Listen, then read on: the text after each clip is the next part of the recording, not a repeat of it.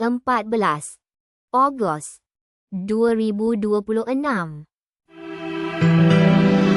Lembayung Al-Quran Datuk Dr. Haji Zahasan Muhammad. Assalamualaikum warahmatullahi wabarakatuh. Alhamdulillah wassalatu wassalamu ala rasulillah. Innal hamdalillah nahmaduhu wa nasta'inuhu wa nastahdihi wa nastaghfiruh wa natubu ilaihi wa natawakkalu alaihi wa na'udzu billahi min syururi anfusina wa sayyiati a'malina. Man yahdihillahu fala mudilla lahu wa may yudlil fala hadiya lahu. Allahumma salli wa sallim wa barik ala Muhammad wa ala ali Muhammad kama sallaita wa sallamta wa barakta ala Ibrahim wa ala ali Ibrahim fil alamin innaka Hamidum Majid. Amma ba'd. Muslim-muslimat yang dimiliki Allah sekalian, alhamdulillah, syukur pada Allah SWT. Masih lagi kita dalam surah Al-Qiyamah. Jadi ayat yang masukkan merupakan ayat ke-16 hingga 25. Bagi tuan-tuan yang memiliki tahzib tafsir Ibn Katsir, tolong buka pada jilid yang ke-10, muka surat ke-206 dan seterusnya. A'udzu billahi minasyaitonir rajim. La tuharrik bihi lisanaka lita'jala bih. Inna 'alaina jam'ahu wa qur'ana. Fa idza qara'nahu fattabi' qur'ana. ثم إن علينا بيانه كلا بل تحبون العاجلة وتذرون الآخرة وجوه يومئذ ناظرة إلى ربها ناظرة ووجوه يومئذ باسرة تظن أن يفعل بها فاقرة. Sadaqallahul Azim. Janganlah kamu gerakkan lidahmu untuk membaca Al-Quran kerana hendak cepat-cepat menguasainya. Sungguhnya atas tanggungan kamilah mengumpulkannya di dadamu dan membuatmu pandai membacanya. Apabila kami telah selesai membacanya, maka ikutilah bacaan itu. Kemudian sungguhnya atas tanggungan kamilah penjelasannya. Sekali-kali janganlah demikian. Sebenarnya kamu, wahai manusia, mencintai kehidupan dunia dan meninggalkan kehidupan akhirat. Wajah-wajah orang beriman pada hari itu berseri-seri, kepada Tuhannya lah mereka melihat, dan wajah-wajah orang kafir pada hari itu muram. Mereka yakin bahawa mereka akan ditimpakan kepada mereka malapetaka yang amat dahsyat. Muslim-muslimat yang hati dan dikasihkan, kita dapat lihat dalam konteks qiraat kepada ayat-ayat yang sedang kita bagi penumpuan pada waktu ini. Contohnya Ibn Katsir dan juga Hamzah membaca dengan waqaf wa Qur'anah, dan kita baca wa Qur'anah. Kemudian ada juga qiraat daripada Imam As-Susi dan juga Hamzah membaca dengan, contohnya daripada qara'nahu, mereka baca qara'nahu. Kemudian di sudut penggunaan dhamir jama' mukhatab, contohnya iaitu perkataan wa tadharuna dengan wa tuhibbuna. Dapat kita lihat kan pada ayat yang ke-21, kalla bal tuhibbuna al-ajilah wa tadharuna al-akhirah. Tapi Imam Ibn Katsir, Abu Amr, Ibnu Amir membaca dengan yuhibbuna dan juga yadharuna. Ni wajah-wajah qiraat lah, walaupun qiraat ni ada perbezaan di huruf, tapi dia tidak menjejaskan makna. Bahkan dia menampung makna yang lebih luas lagi, seperti yang disebut oleh Imam Az-Zarkashi dalam Al-Burhan yang pernah kita bincangkan sebelum ni. Kalau kita lihat di sudut balaghahnya pula, perkataan banana dengan bayana, ini dalam bab balaghah dipanggil sebagai jenis naqis kerana ada perbezaan pada sebahagian pada huruf. Kemudian wujuhu yawma idzin nadhira ila rabbiha nazira wa wujuhu yawma idzin basira tadhunnu ay yuf'ala biha faqira. Ni di sudut bahasa Arab dalam bab balaghah ni dipanggil sebagai muqabalah, itu bandingan. Nadhirah lawannya basirah.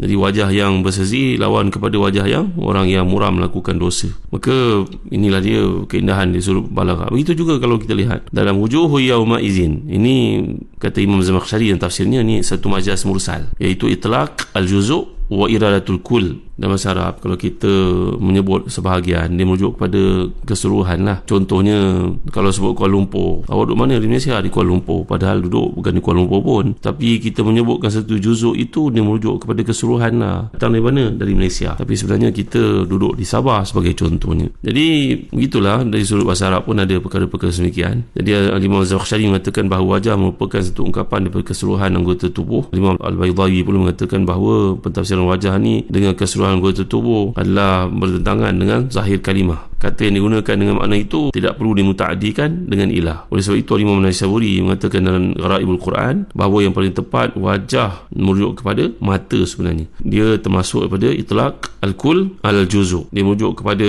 keseluruhan tetapi dia merujuk kepada sebahagian, bukan sebaliknya. Ini kata para ulama yang lain selain daripada Zamakhsyari lah. Dalam bahagian ini kita dapat lihat Allah menyebutkan la tuharrik bih. Jangan kau gerakkan lidahmu untuk membaca Al-Quran oleh Muhammad sebelum Jibril selesai mewahyukan kepadamu. Jadi Al-Quran diturunkan kepada Nabi SAW ni telah beberapa kali saya bawakan kepada tuan-tuan perbincangan tentangnya, bagaimana Al-Quran ini merupakan mukjizat terbesar Nabi SAW. Jadi kalau merujuk pada Quran ni secara harfiahnya, dia adalah merujuk kepada bacaan yang mencapai puncak kesempurnaan. Al-Quran datang perkataan qara'ah dan al-qur'u. Jadi maknanya himpunkan. Jadi maknanya satu bahan yang dihimpunkan yang mencapai tahap kesempurnaan yang paling tinggi. Jadi tentulah kalam Allah SWT ni merupakan satu bentuk yang maha sempurna, yang maha mulia. Jadi maha mulianya dan maha sempurnanya bacaan ini agaknya tidak hanya difahami oleh golongan pakar, tapi boleh difahami oleh semua orang yang menggunakan sedikit daripada akalnya. Pernah kita bincangkan perkataan akal, perkataan ilim, perkataan fikir dalam penggunaan Quran, bahawa manusia disuruh untuk berfikir. Sebenarnya tak ada satu bahan bacaan pun sejak peradaban menulis membaca ni yang dikenali lebih 5,000 tahun yang lalu, yang dibaca baik oleh orang yang mengerti maksudnya ataupun tidak, kecuali bahan bacaan yang maha sempurna dan maha mulia ni. Aneh tak tuan-tuan ni boleh sekalian? Bila kita lihat juara pembaca Al-Quran peringkat Majlis Istimewa Quran Antarabangsa ni adalah di kalangan mereka yang bukan bahasa ibundanya bahasa Arab. Sering kita lihat yang menang dalam Majlis Istimewa Quran Antarabangsa ni merupakan orang ajam, di kalangan bangsa-bangsa ajam yang bukan orang Arab.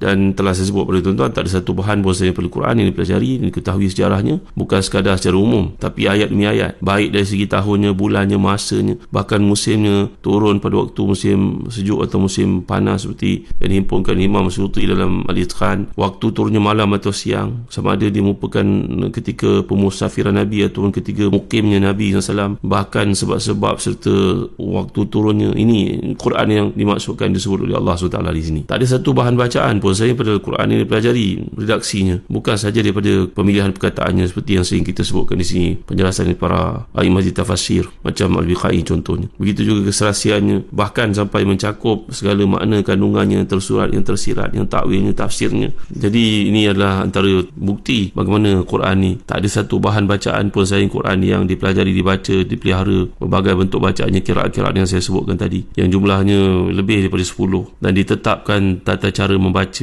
mana yang perlu dipanjangkan, dipendekkan, ditebalkan, dinipiskan, di mana yang boleh berhenti, di mana yang dianjurkan untuk berhenti, di mana larang untuk berhenti. Bahkan sampai kepada lagu dan irama, ada yang diperkenankan, ada yang ditolak. Bahkan lebih jauh lagi sampai kepada sikap dan etika membacanya pun ada aturan-aturan, panduan dan juga adab-adabnya itu sendiri. Jadi Quran yang kita sedang bincangkan sekarang ni, tak ada satu bacaan pun selain Quran yang diatur dan dipelajari tata cara penulisannya, baik dari sudut persesuaian dan perbezaannya dengan penulisan masa kini. Sampai ada perbezaan penulisan kata-kata seperti penulisan kata bismi ni pada wahyu yang pertama ni dengan menggunakan alif setelah ba, sedangkan dalam perkataan bismillah tak ada alif pula. Ada pertimbangan-pertimbangan yang sangat mengkagumkan. Jadi merujuk kepada Al-Quran yang disebut oleh Allah SWT di sini, adab yang dianjurkan kepada nabinya SAW dapat kita lihat dalam kitab-kitab tafsir. Contohnya dalam tafsir Jami' Al-Bayan oleh Imam Ibn Jarir Tabari, bahawa Imam yang mulia ni mengemukakan berbagai riwayat yang menunjukkan bahawa Rasulullah SAW bila diturunkan wahyu kepada baginda dengan segera menggerakkan lisannya, lidah baginda dengan tujuan untuk menghafalnya. Lalu Allah mengingatkan Rasul yang mulia ni, la tuharik bihi lisanaka lita'jala bih. Adakah kamu takut perkara ni,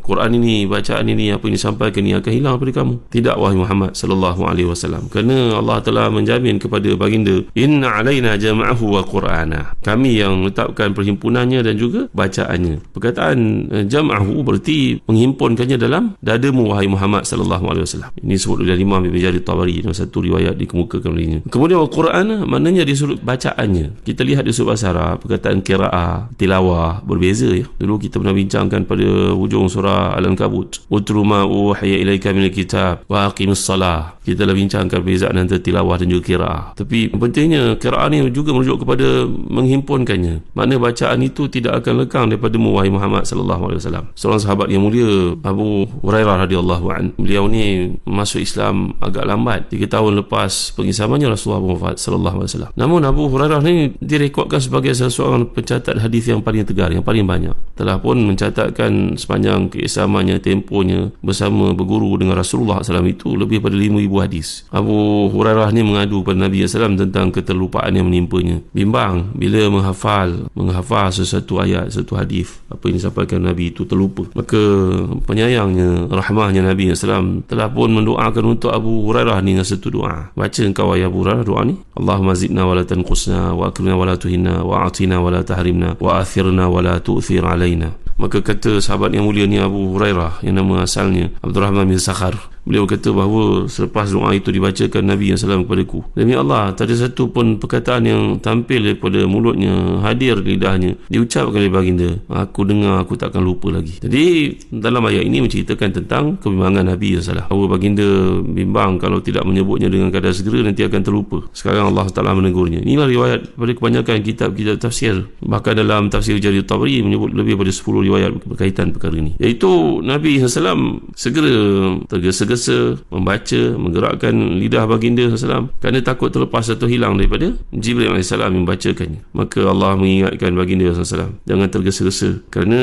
kami pasti akan menghimpunkannya di dadamu dan menetapkannya di atas lisanmu. Inna alaina jam'ahu wa qur'ana, kami menghimpunkannya dalam dadamu wahai Muhammad SAW, dan memastikan bacaanmu mengikut pada turutan yang dikehendaki, yang ditetapkan. Itu salah satu maksud ini dikemukakan oleh Imam Ibn Jarir Tabari yang tafsirnya. Fa idza qara'na fattabi' qur'ana. Jadi dalam pesan di sini, apabila telah selesai membacakannya, maka ikutilah bacaan itu. Di sini digunakan nun al-azamah. Ini merujuk kepada satu maksud perintah daripada Allah SWT.